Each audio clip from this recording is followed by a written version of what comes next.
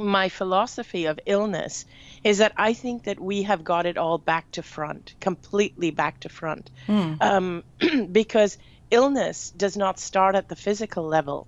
It starts somewhere deeper. So first of all, the reason why I speak about what I speak about is because I had what was supposed to be terminal cancer. Mm. I had terminal cancer. I was at end stage and I went into a coma. And it was when I was in the coma that I realized, and this is something that people grapple with, I realized that it was the fear of disease that was more dangerous, that was actually killing me more than the disease itself. Mm. Yeah, that's powerful. Yeah. Well, And like I said, I had heard a bit of you going into that whole idea, and there's some of us that may understand that at least intellectually, and yet the fear is still so ubiquitous, perhaps because of the messages that we're getting day in and day out. We're not going to go bashing certain industries that may be putting this in our faces, but nonetheless, we have been indoctrinated into a state of fear, and particularly fear of illness. So I yes. want to get into that a little bit more, but here's a question I have to ask you right off the bat, Anita. In the 12 years since your own profound NDE as a result of your cancer, I'd say not only were you brought back to life, you were brought back to a place of true living. And now you're helping others to realize the importance of living fully without having to go through the experience that you went through. But I have to ask you, do you think that your journey of having and almost dying of cancer was somehow meant to be at some level in order for you to have the impact that you've had on so many people around the world? I mean, was your journey an agreed upon scenario, do you think? Just to kind of digress for a minute, because I'd love to hear your thoughts on that. Yeah, I love that question, and it's something that I have thought about. And yet, so what's really interesting is there are certain things that I do today that I feel I was born to do these things, Mm. but I didn't know that I was born to do them until I died and came back. So, but it feels that this is what I was born to be doing. This is what I was born to be teaching. And to an extent, I feel that if there was some way I was able to do it before having the NDE, I would probably not have needed to have the cancer or the NDE. But yet I feel to be as effective as I am, to have the to have the I guess the knowledge, the insights, I had to have the NDE. Mm. But but yet it was like, even before the NDE, even before the cancer, there was a small part of me that felt I'm supposed to be something more than this. And yet I Oh. was this, yeah, there was this part of me that felt that, but I didn't know, I didn't have the confidence. I was, very shy. I was introverted. I was always the downtrodden one. I was the one that was bullied. I was the people pleaser. I was the doormat. And I never let that part shine. And and I do think that if I had let that part shine, if I had gone out and become or done or been the force to reckon with that I knew that I could be, I may not have ever got cancer. Mm. So, Interesting. yeah, so it is interesting. And yet, there is also a part of me that feels I was meant to have this. Right. Well, that's what I was getting to. A lot of people that I personally talked to that have gone through challenges, particularly illnesses, feel on some level that there is what I like to say magic implicit in the madness of the illness, if it can be Yes. found. So, and yet, paradoxically, you say, well, why do we have to go through such trauma to bring our gifts forward? It's really kind of a conundrum, I think. It is a conundrum. It's a paradox and a conundrum, because it's so weird, because I actually feel if I knew then what I know now, and Mm. I've done a video that's called that you know about knowing, if I knew then what I know now. And the truth is, if I knew then what I know now, I would not have got cancer. And yet I needed to get that cancer and the NDE to be doing what I'm doing now. Absolutely. So Isn't that is the the interesting conundrum. Yeah, well, they say reality is a paradox, so it is quite interesting. I was actually listening to a talk that you did with a wonderful gentleman named Emmanuel. I don't know his last name. Yes, I'm just learning about Dagger. him, and I definitely want to connect with him. That young man is filled with wisdom, and you were having a discussion about the this or that paradigm versus the this and that. And I said, did he hear Yes. that from me? Because I talk about that all the time. It's not about this or that. It's this and that. And in like manner, we do live in a paradox where it is this and that, even though they seem to Yeah. contradict each other. Yeah. That's so Oh, true. yeah. Well, Yeah. listen, I do want to really get into this whole idea of cancer, this another conundrum that maybe one day we will be able to annihilate, but for the time being, it's still ubiquitous in our culture. Something that you said that some may find radical and others, particularly our audience, I think will understand. You say that cancer is doesn't start with the physical, but rather cancer is in the consciousness. I think I understand what you're talking about there, but for those that may not, could you explain what you mean when you say that? Sure. So most people believe that our physical bodies is all there is to us. And certainly that's how we're treated within the medical paradigm.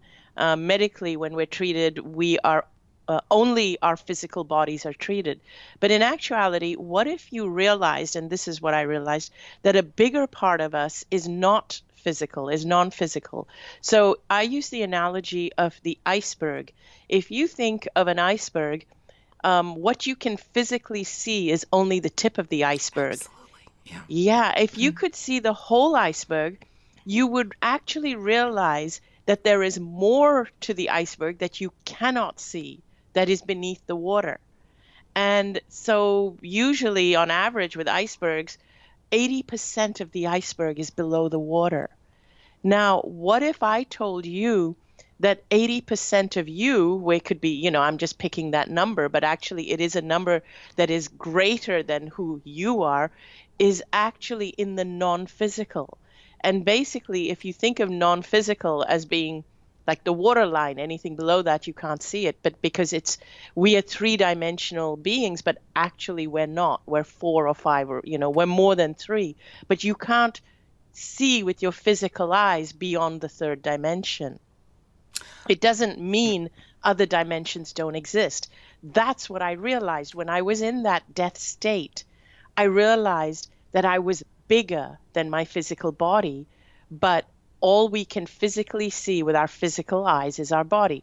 So we are actually six sensory beings, Mm-hmm. but we have denied that sixth sense, six or more senses. We have been conditioned to believe we're five sensory beings. Absolutely. Mm. So we've denied our intuition. And so anyway, cancer begins way beyond the physical body.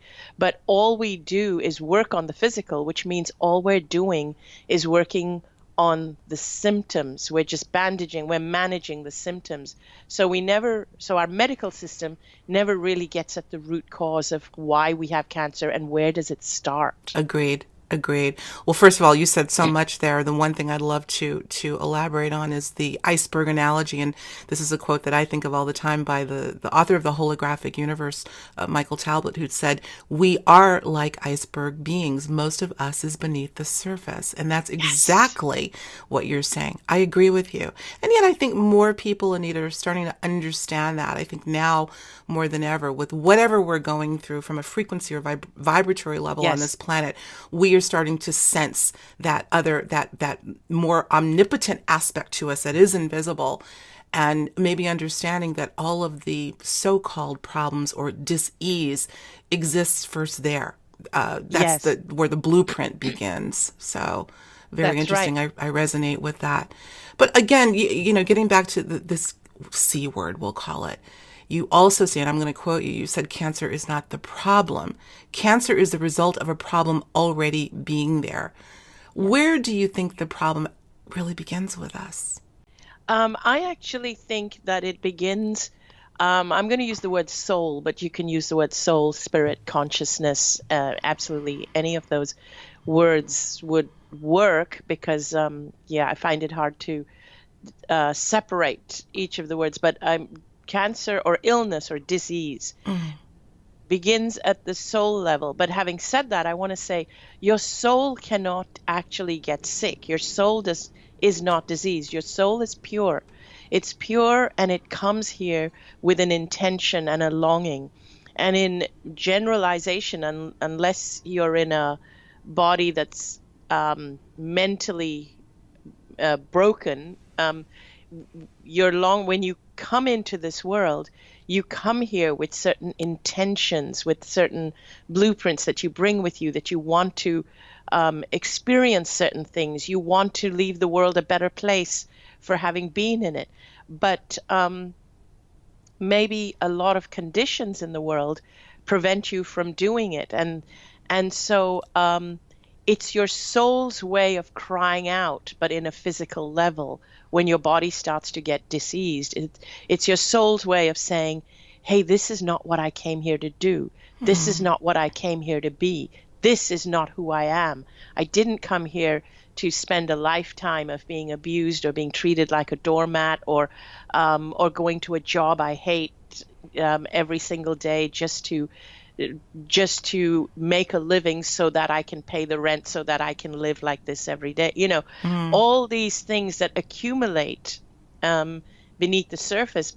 And a lot of it is because we've been conditioned from the time we're children, for many of us, especially women, I believe, not to disrupt the status quo, not to argue, to be people pleasers. And so underneath, we feel this is not who we are. And for me, I speak about it in my book, Dying to Be Me, as being also partly to do with my culture, because my parents are Indian, and I was brought up in a more westernized or mixed culture. And I wanted to be like my peers, but my parents had different values and different ideas for me. And so it kind of created in me, because basically in my culture, there's a lot of gender disparity, where women are expected to be more subservient to the men in their families and the men in their lives. And they are brought up to be they're brought up to serve men. And if you are too strong, if you are too educated, and certainly this is in my time, it might be changing a little bit now, but not a lot. But if you are too strong, you are considered less desirable for marriage. And I have heard from Western people that it still exists to an extent. It absolutely does. I want to talk about not having room for fear. And I think the only way we can not have room for the things that we don't want is to live in passion, because you talk about that. Yes. Let's talk about living in pure passion, authentic passion. This, we both agree, is key to living a life fully. And as I said, so full, in fact, that there is no room for fear or panic or negativity. How do we get there? So the thing we have to realize is that fear and passion, or fear and love, cannot live simultaneously. So all the good stuff like love, joy, passion cannot live simultaneously with fear. So when you operate from this place of fear, like if you're going to take the job out of a fear that a better one's not going to come along, and when you do things, when you have relationships out of a fear of displeasing people, what you are doing is that you are removing your chances of following your passion. In other words, that space can only be taken by either fear or passion. And I call passion, love, joy as like one category, one box. So what we have to do is consciously ask ourselves, what brings me joy? Or what would I do if I loved myself? Or consciously ask ourselves, what do I feel passionate about? And follow those things. And the more we make it a habit to follow those things, we begin to create a life out of joy and love and passion, as opposed to react from a life of fear. And when we're in fear, we react. When we are in passion, joy, and love, we create. But we consciously have to make that choice.